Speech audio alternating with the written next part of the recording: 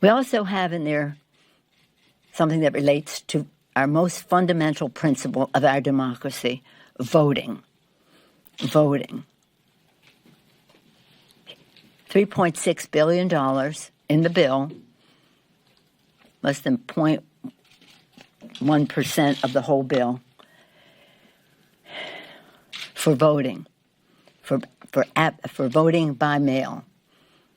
It's something that has, again, bipartisan support across the country, bipartisan support among secretaries of state across the country.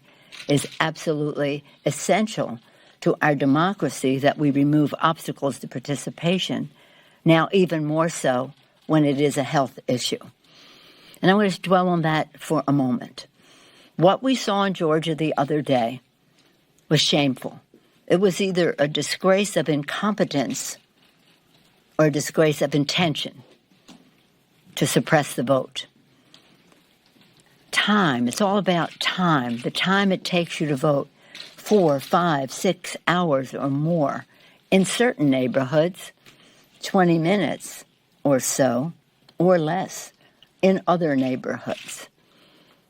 Really requires careful scrutiny because it looks like part of a pattern on the part of some to suppress the vote. And some have even admitted it. And some, you've probably seen some statements.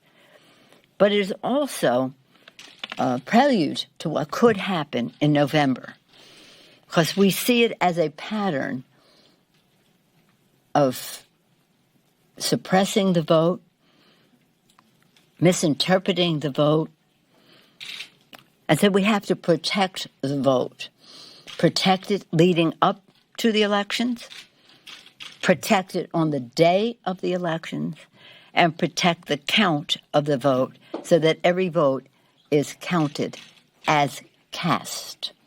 As cast. We see, as I say, manipulation of it in the social media. We always saw social media manipulation in terms of the peaceful demonstrations by those who would exploit that situation from outside the country. Some inside the country as well.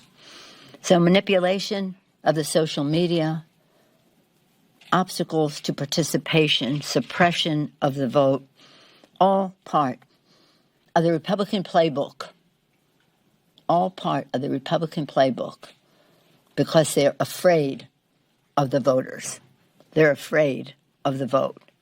And we must inoculate against the actions that are predictable that they may take, and we got a picture of that in Georgia just a couple of days ago.